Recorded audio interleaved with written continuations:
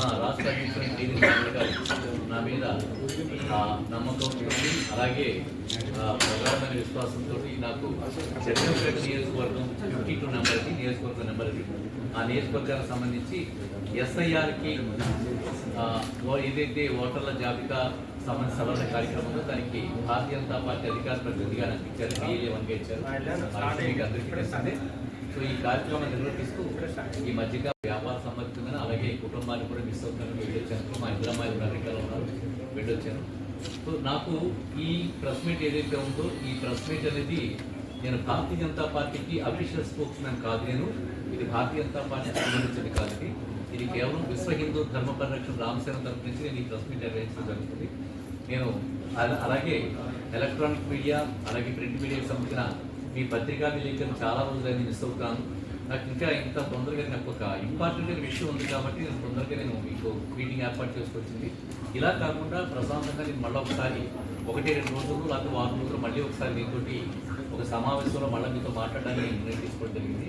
చాలా ముఖ్యమైన కార్యక్రమం ఏంటంటే విశ్వ హిందూ ధర్మ పరిరక్షణ రామసేన తరఫు నుంచి ప్రతి సంవత్సరం నిర్వహించే ప్రతిష్టాత్మకమైన బంగారు వరలక్ష్మి కానుక 4 అంటే 4వ సంవత్సరం ఇది. ఇప్పటిదాకా బంగారు వరలక్ష్మి కానుక 3 అయ్యింది. ఇప్పుడు బంగారు వరలక్ష్మి కానుక 4 అనే కార్యక్రమానికి శ్రీకారం చుట్టూ జరిగింది.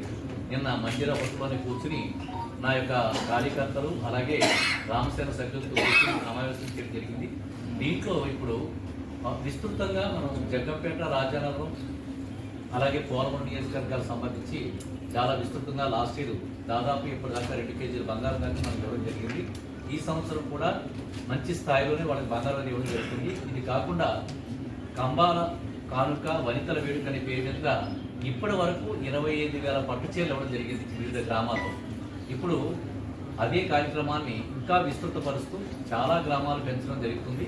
ఇది వరకు డ్రా తీసి వాళ్ళకి పట్టుచీరలు ఇవ్వడం జరిగేది. అలా కాకుండా ఒక గ్రామాన్ని ఎన్నుకుంటే ఆ గ్రామానికి సంపూర్ణంగా పట్టుచీరలు ఇచ్చే కార్యక్రమాన్ని మేము శ్రీకారం చుడుతున్నాం. దీంట్లో దాదాపుగా ఇప్పుడు 25,000 పట్టుచీరలు ఒకే స్ట్రెచ్లో అంటే ఈ ఆషాఢ మాసం, శ్రావణ మాసం, వరలక్ష్మి వ్రతం వచ్చే లోపలనే 25,000 పట్టుచీరలు పంచిపెట్టడానికి నిర్ణయం తీసుకోవడం జరిగింది. ఈ విషయాన్ని చాలా సంతోషంతో అమ్మవారి కరుణాకటాక్షాలతో వరలక్ష్మీదేవి కరుణాకటాక్షాలతో మేము మీకు ఈ విషయాన్ని తెలియజేద్దామని చెప్పి తెలుసుకున్నాను. అయితే ఇంకొక ప్రాధాన్యత కలిగిన విషయం ఉంటుంది కాబట్టి నేను మీకు తెలుస్తున్నాను.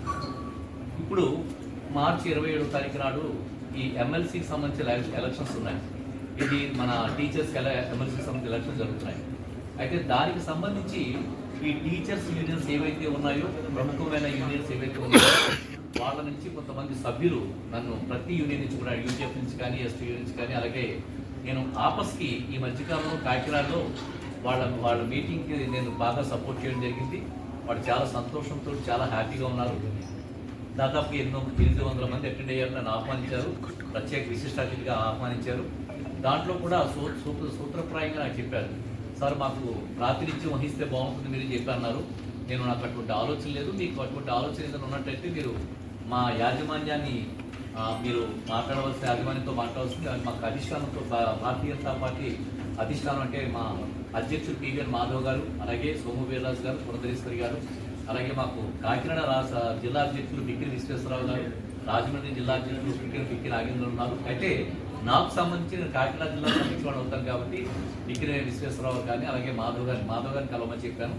సో అది కాకుండా తర్వాత మళ్ళా ఆపస్ వాళ్ళు వచ్చిన మీటింగ్తో కాకుండా మొన్న ఈ మధ్య కాలంలో ఒక 1 వీక్ 10 డేస్ బ్యాక్ మళ్ళా టీచర్స్ అన్ని యూనియన్ వాళ్ళు కూడా వచ్చారు. ఈ MLCకి సంబంధించి మీరు ఒకసారి మీరు అంగీకరిస్తే బాగుంటుందని చెప్పి మీరు సూత్రప్రాయంగా అంగీకరిస్తుందని చెప్పి మీరు అడిగారు. దానికి కూడా మళ్ళీ ఒకసారి చెప్పాను, వివరణ ఇచ్చాను. నేను స్వతంత్రుడు కాదు, మా భారతీయ జనతా పార్టీలో ఉండే రాష్ట్ర అధ్యక్షుడు PVN మాధవ్ గారిని అలాగే ఇంకా ఎవరికైనా ప్రముఖులతో వాళ్ళని కలవమని చెప్పి చెప్పడం జరిగింది. అయితే నేను ఇంతమంది చూపించే అభిమానానికి నాకు చాలా సంతోషం అనిపించి ఒక నిర్ణయం తీసుకున్నాను. ఆ నిర్ణయం చెప్పడానికి మీకు పిలిచాను ఈరోజుని. ఈ వ్యవస్థని ప్రపంచంలో నలుమూలలా కూడా ఏ దేశం అయినప్పటికీ కూడా కంబాల కానుక వనితల వేడుక అనే కార్యక్రమంలో దాదాపుగా ఎన్ని వేల మంది టీచర్స్ మన ఉభయ గోదావరి జిల్లాలో ఉన్నారో అన్ని వేల మంది చేతులకి కూడా పట్టు చేరుతామనే సంకల్పంతో నేను ఈ సమావేశం ఏర్పాటు చేసి ఈ విషయాన్ని మీ ద్వారా గురువులకి అందరికీ కూడా అంటే టీచర్స్ యూనియన్స్ ఎంతమంది ఉన్నారో అంతమందికి కూడా ఈ విషయాన్ని తెలియజేద్దామని చెప్పి పత్రికాముఖంగా తెలియజేద్దామని చెప్పి ఈ సమావేశం నిర్వహించడం జరిగింది. అది చెప్పడానికే నేను ఈ సమావేశం అంటే నేను ప్రతి సంవత్సరం ప్రతిష్టాత్మకంగా నిర్వహించే బంగారు వరలక్ష్మి కానుక 4 శ్రీకారం చుట్టూ జరిగింది.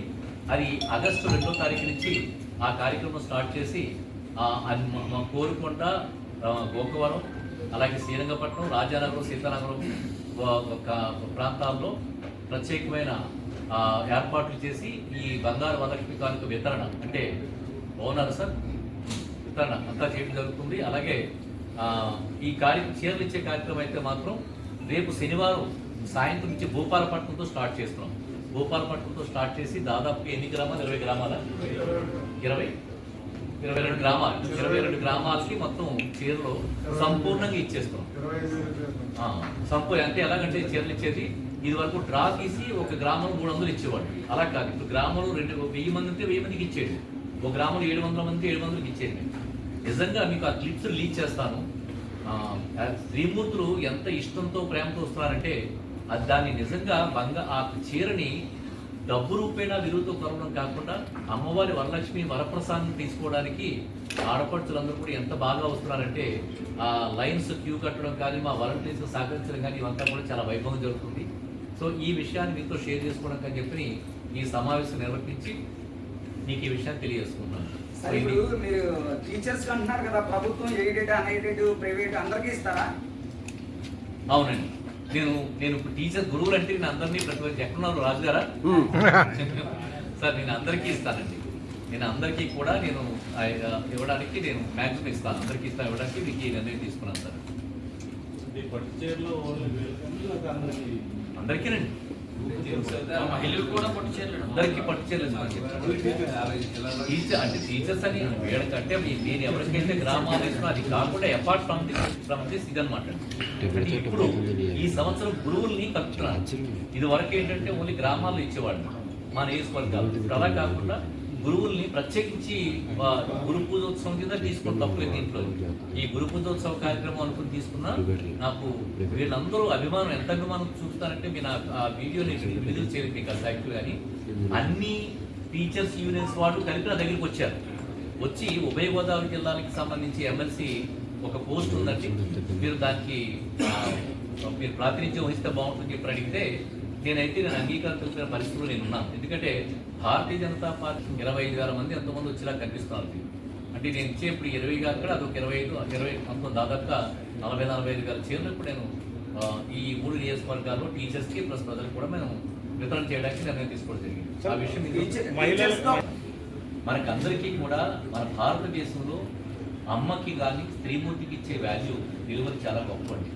ఒక భర్తని కానీ, ఒక తండ్రిని కానీ, ఒక కూతుర్ని అదే ఒక కొడుకుని కానీ మన ఎవరైతే సమాజంలో పురుషులు ఉన్నారో వీళ్ళందరికీ కూడా తల్లి రూపంలో, చెల్లి రూపంలో, భార్య రూపంలో, అక్క రూపంలో ఇలా అనేక రూపాల్లో మనకి అనుసంధానమైనది స్త్రీమూర్తి. నాకు ఏదన్నా ఒక సాంప్రదాయంతో మంచి సద్భావంతో ఏదైనా ఇస్తే దాన్ని చక్కగా రిసీవ్ చేసుకునేది స్త్రీమూర్తి. ఇది కాకుండా వివిధ వర్గాల వాటికి నేను సేవ చేస్తున్నాను, అందులో కూడా మగవాడు ఉన్నారు. సో ప్రత్యేకించి ఎందుకు చేస్తానంటే ఇది మొదటి నుంచి కూడా నేను ఈ ఆన్సర్ మీకు మొదట ఇచ్చేసాను. సో అది విషయం. జనతా పార్టీలో నరేంద్ర మోడీ గారు సద్భావన భారతీయులు అంటే అందులో క్రైస్తవులు, ముస్లింస్, హిందువులు కూడా ఉంటారు.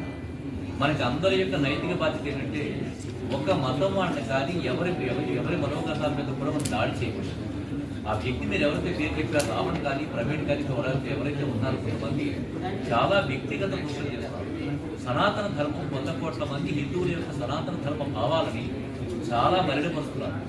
రాబోయే కాలంలో మీకు యాక్చువల్గా నిజం చెప్పాలంటే ఇంకొకసారి మీతో మీటింగ్ పెట్టుకోవాలన్నప్పుడు నేను చాలా తీవ్రంగా వస్తాను. ఎస్ఐఆర్లో ఇంకా నేను అంటే జగన్పేట నియోజకవర్గానికి కాకుండా రామసేన తరపు నుంచి కూడా నేను చాలా తీవ్రంగా వస్తాను సార్. ఎందుకంటే ఈ బంగ్లాదేశీలు, రోహింగ్యాలు, ఇక్కడ పాకిస్తాన్లో ఉండే వాళ్ళందరూ కూడా అక్కడ వెస్ట్ బెంగాల్ ఏదైతే గేట్ క్లోజ్ చేశారో అక్కడి నుంచి వాళ్ళ వెనక్కి బంగ్లాదేశ్ వెనకుండా ఇటు మన దక్షిణ రాష్ట్రాల వైపు వచ్చేసారు. వీళ్ళని ఏరి పారవలసిన కార్యక్రమం మన చేతిలో ఉందండి. దీని మీద మేము నేను అక్కడి నుంచి అమెరికా నుంచే మాట్లాడాలనుకున్నాను మీతో, కానీ అమెరికా నుంచి మాట్లాడకపోయాను. నేను చాలా చెప్తానంటే మీరు చాలా ముఖ్యమైన క్వశ్చన్ అడిగారు. ఇది చాలా ప్రమాదకరంగా ఉందండి. మాధ్యమాల్లో నేను చూస్తున్నాను. నేను ఎంత దారుణంగా మనల్ని చేస్తారంటే మన భారతీయ ముస్లిమ్స్ ఎవరైతే ఉన్నారో వాళ్ళ సాంప్రదాయాలు పద్ధతిగా పాటిస్తారండి. నేను కొంతమంది చూస్తున్నాను ఎంత తీవ్రమైన అనాచారమైన పనులు చేస్తారంటే ఈ బంగ్లాదేశీలు పాకిస్తాన్ వచ్చి ఎంత తీవ్రమైన అనాచారమైన పనులు చేస్తారంటే మన భారతీయ ముస్లింస్ యొక్క సాంప్రదాయాలని మలినపరుస్తున్నారు వీళ్ళందరూ కూడా. ఇది మన భారతీయ ముస్లింస్ గుర్తించాలి. గుర్తించి నరేంద్ర మోడీ గారికి బాస్గా నిలబడాలి. ఎవరైతే వాళ్ళు వచ్చారో వాళ్ళ ఏరియాలకి సహకారం కల్పించాలి, వాళ్ళే కల్పించాలి. అలాగే క్రిస్టియన్స్, హిందువులు, ముస్లిమ్స్ కలిసి ఈ ఏదైతే తీవ్రవాదం ఉందో తీవ్రమైన మనం మనం ఇది చేయాలి, ఫైటింగ్ చేయాలి. సో అందుకోసం చెప్పి దాని మీద నేను మళ్ళీ ఒకసారి మాట్లాడతాను. మన ఏరియాలో కూడా ఉన్నారంటారా సార్? ఉన్నారండి, ఉన్నారు. కాకినాడలోని, రాజమండ్రిలోని విస్తరించున్నారు. నేను దీని మీద ప్రత్యేకించి పోరాటం చేయదలుచుకున్నాను. రామసేన తరపు నుంచి భారతీయ జనతా పార్టీలో జగ్గంపేట వరకు నా వరకు నేను యాక్షన్ తీసుకోవచ్చు. మిగతా చోట్ల నాకు అవకాశం లేదు, మాట్లాడడానికి అవకాశం లేదు. కానీ వేరే చోట్ల అయితే మాత్రం రామసేన తరపు నుంచి అయితే మాత్రం నా పోరాటం మాత్రం తప్పనిసరిగా చేస్తాను. ఈ బంగ్లాదేశ్, పాకిస్తాన్ ఏరియాలో నేను చాలా ప్రముఖమైన పాత్ర పోషించబోతున్నాను భవిష్యత్తులో.